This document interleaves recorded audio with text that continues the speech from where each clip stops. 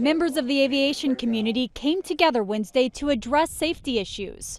This is an industry where you have to bring your A game every time, every day, every year. It comes on the heels of another close call at one of America's busiest airports. Boarding takeoff, United 2003. The FAA says it happened last Tuesday at Washington's Reagan National Airport.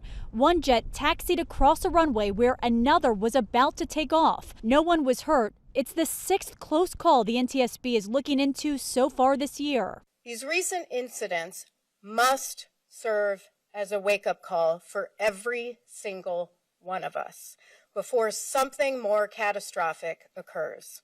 And while the focus was on strengthening safety, Biden administration officials also sought to reassure travelers. U.S. aviation remains an exceptionally safe mode of travel. During the summit, there were calls for Congress to increase the FAA's budget for staffing and technology upgrades. There was also an appeal to give the workforce more instruction as it ramps back up following the pandemic. All of those folks need training, either as first-time people in the system or folks who need that muscle memory to kick back in after a period of being away from the system. Among the NTSB recommendations, expanding runway technology that prevents incursions.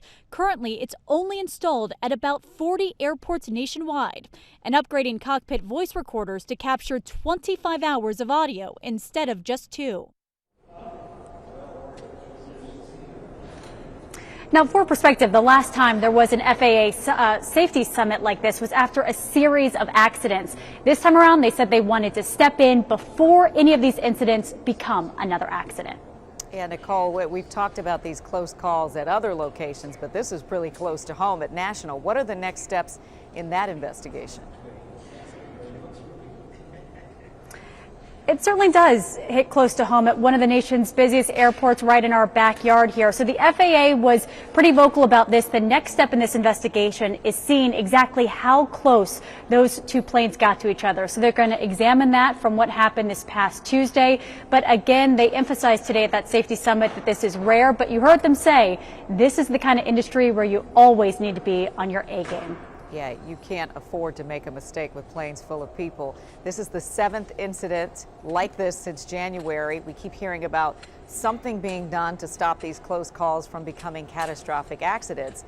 So what do we know about the effort to stop that from happening?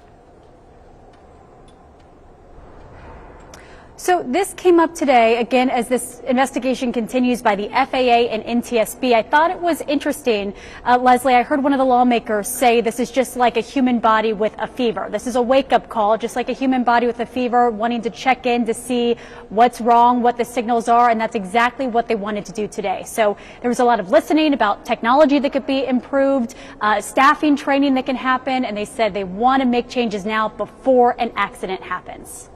They want to treat that fever before it becomes so much more. All right. Thank you, Nicole.